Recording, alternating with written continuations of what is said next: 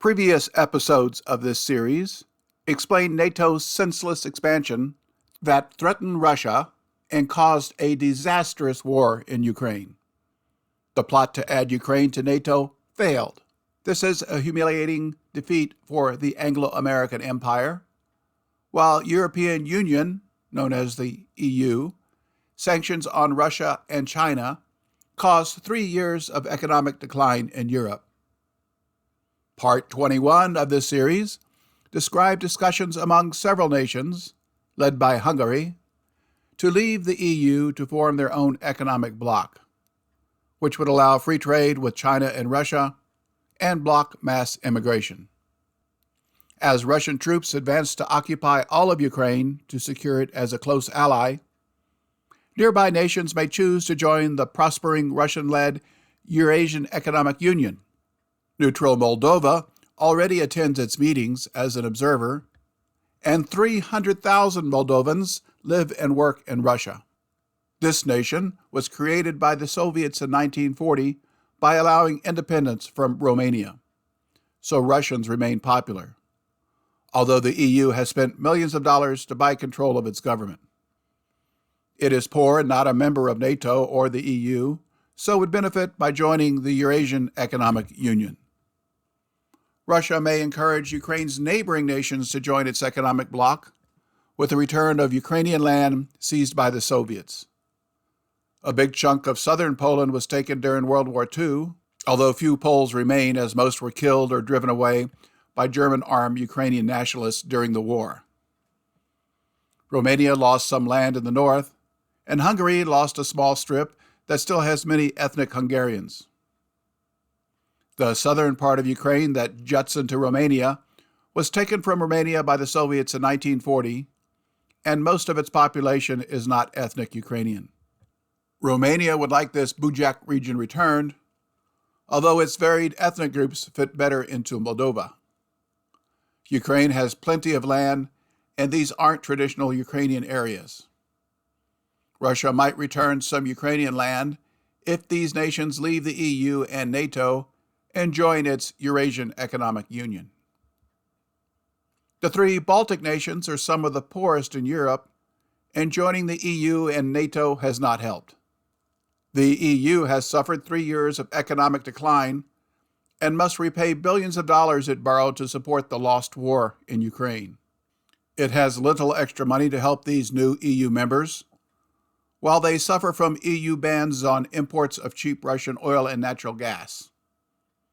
Russia's economy is booming, but the EU sanctions make trade difficult, and Russian tourists are banned. Budget deficits for Baltic nations soared to meet NATO military spending demands, while government subsidies for high energy costs decreased. See the short video linked in the description about their troubles. Despite tough talk by their American-sponsored political leaders, citizens are questioning the wisdom of joining the EU and NATO, and opposition parties are gaining strength. If nations leave the EU, remaining EU nations may lose markets, causing more unrest. Germans often protest soaring energy and military costs, while industry is closing or moving elsewhere due to high energy costs and trade bans with Russia. Germany may leave the EU and maybe NATO to prosper. Current leaders dismiss this idea, but opposition parties are growing in strength as they criticize American pressure to eliminate remaining business with Russia and with Germany's largest trading partner, China. See the video linked in the description about the disastrous results of attempting to ban German trade with China. Multiple German companies are now shutting down significant parts of their operations. Volkswagen, Audi, ThyssenKrupp, and now Germany's largest chemical conglomerate.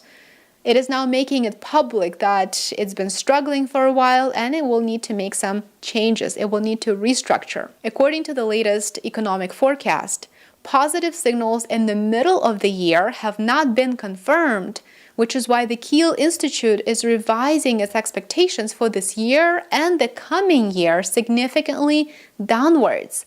GDP is likely to fall by 0.1% in 2024 as of the end of this year.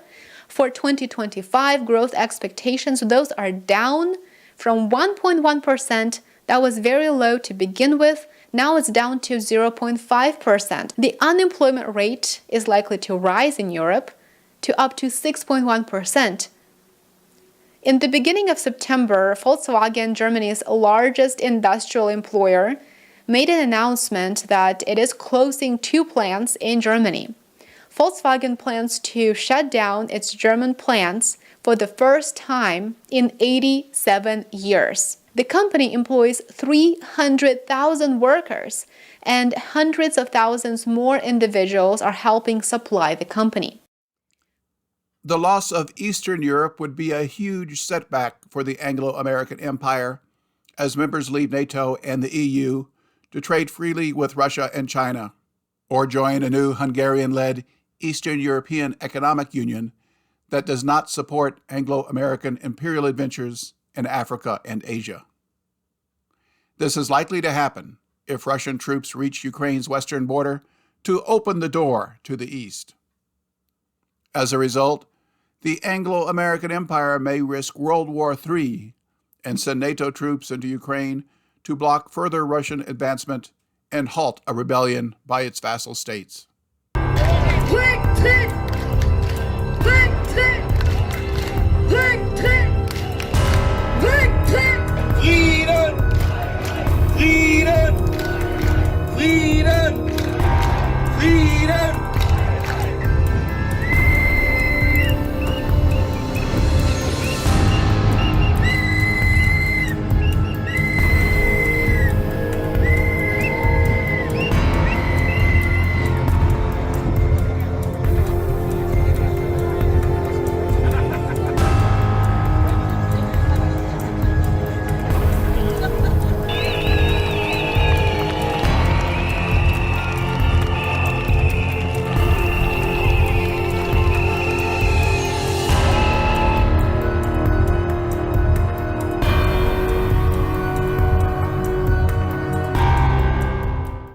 Otherwise, after decades of NATO expansion, NATO may contract, perhaps back to its original members of 1949, who joined a North Atlantic Treaty Organization that grew as it attempted to absorb all of Europe.